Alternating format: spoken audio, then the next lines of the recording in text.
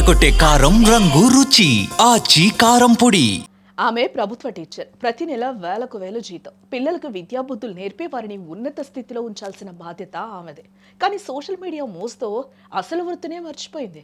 Reels చేస్తూ ఫాలోవర్స్ని పెంచుకుంది. 4 లైకులు వచ్చేసరికి ప్రమోషన్స్ కూడా మొదలెట్టేసింది.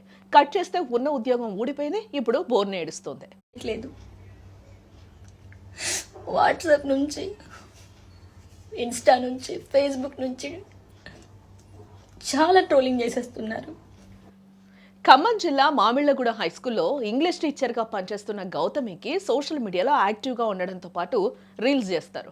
ఆమెకు 3 లక్షలకు పైగా ఫాలోవర్స్ ఉన్నారు. అయితే ఆమె వ్యవహారం కేవలం వ్యక్తిగత వీడియోలకే పరిమితం కాలేదు. తనకున్న ఫాలోయింగ్ను క్యాష్ చేసుకునేందుకు ప్రభుత్వ నిబంధనలను తుంగలదొక్కారు. ప్రభుత్వ ఉద్యోగిగా ఉంటూ నిబంధనలకు విరుద్ధంగా ప్రైవేటు విద్యా సంస్థలు, వ్యాపార సంస్థల కోసం పెయిడ్ ప్రమోషన్లు చేయడం మొదలుపెట్టింది ఈమె. గతంలోనే అధికారులు ఆమెను పిలిచి హెచ్చరించినప్పటికీ తన తీరు మార్చుకోకపోగా నేనింతే అన్నట్టుగా వ్యవహరించింది. దీంతో తెలంగాణ సివిల్ సర్వీసెస్ ప్రవర్తన నియమావళిని ఉల్లంఘించినందుకు గాను విద్యాశాఖ ఉన్నతాధికారులు ఆమెను సస్పెండ్ చేస్తూ ఉత్తర్వులు జారీ చేశారు. ఈ వార్త వైరల్ కావడంతో నెటిజన్లు ఆమెపై విమర్శల వర్షం కురిపిస్తున్నారు. అంతగా యాక్టింగ్ చేయాలనుంటే ఉద్యోగానికి రాజీనామా చేసి ఏ సినిమాల్లోకో సీరియల్స్లోకో వెళ్ళొచ్చు కదా, నిరుద్యోగులకు అవకాశం దక్కుతుంది అంటూ ఘాటుగానే కామెంట్స్ చేస్తూ ఉన్నారు. విధి నిర్వహణలో నిర్లక్ష్యం వహిస్తే పరిణామాలు ఎంత తీవ్రంగా ఉంటాయో అనడానికి ఈ ఘటనే నిదర్శనం. సస్పెండ్ అయ్యాక ఆమె బోర్ను విలిపిస్తున్నారు. తనపై వస్తున్న విమర్శలు మరియు సస్పెన్షన్ వార్తలపై స్పందిస్తూ ఒక భావోద్వేగపూరితమైన వీడియోను కూడా విడుదల చేశారు. ఒక ఉపాధ్యాయురాలుగా తాను ఎప్పుడూ తన వృత్తికి అన్యాయం చేయలేదని, స్కూల్ సమయంలో ఎప్పుడూ రీల్స్ చేయలేదని కూడా స్పష్టం చేస్తూ ఉంది. తన ప్రభుత్వ పాఠశాలల్లో అడ్మిషన్లు పెంచడానికి ఇంటింటికి తిరిగి పిల్లలను చేర్పించానని, తన సొంత డబ్బుతో పుస్తకాలు డొనేట్ చేశానని కూడా ఆవేదన వ్యక్తం చేస్తూ ఉంది ఆ టీచర్. ఇప్పుడు తనకున్న అవివేకం వల్ల కొన్ని ప్రైవేట్ సంస్థలకు ప్రమోషన్స్ చేశానని, అది తప్పని ఎవరూ తనను ముందే హెచ్చరించలేదని కూడా చెప్తుంది. సైనికుల సంక్షేమం కోసమే తాను ఆ ప్రమోషన్ వీడియో చేశానంటూ కూడా ఆ వీడియోలో వివరణ ఇచ్చే ప్రయత్నం చేసింది. ప్రతి ఒక్కరికి కూడా చాలా చాలా థ్యాంక్స్ అండి. ఒక ఉపాధ్యాయురాలిగా నేను ఎప్పుడు కూడా నా వృత్తికి అన్యాయం చేయలేదు, చెయ్యను కూడా, ఇంతవరకు కూడా చేయలేదు. కానీ నాకున్న ఒక అవివేకం వల్ల ప్రమోషన్స్ చేయడం జరిగింది. ఫస్ట్ ప్రమోషన్తో నాకు ఎవరైనా చెప్పిన బాగుండు, చెప్పలేదు, దానివల్ల ప్రమోషన్స్ చేయడం జరిగింది. సైనికుల సంక్షేమం కోసం నిధులు కేటాయిస్తున్నాము అని చెప్పి మా పిల్లలు అక్కడ చదువుతున్నారు.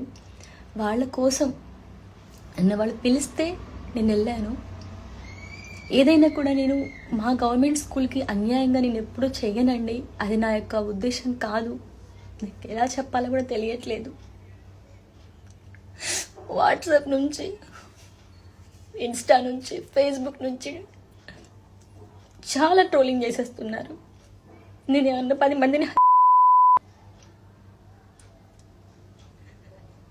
నేను 20 మంది లేదంటే నాకు ఇలా నాకు ఇవన్నిటితోటి అనిపిస్తుంది. అనొచ్చు,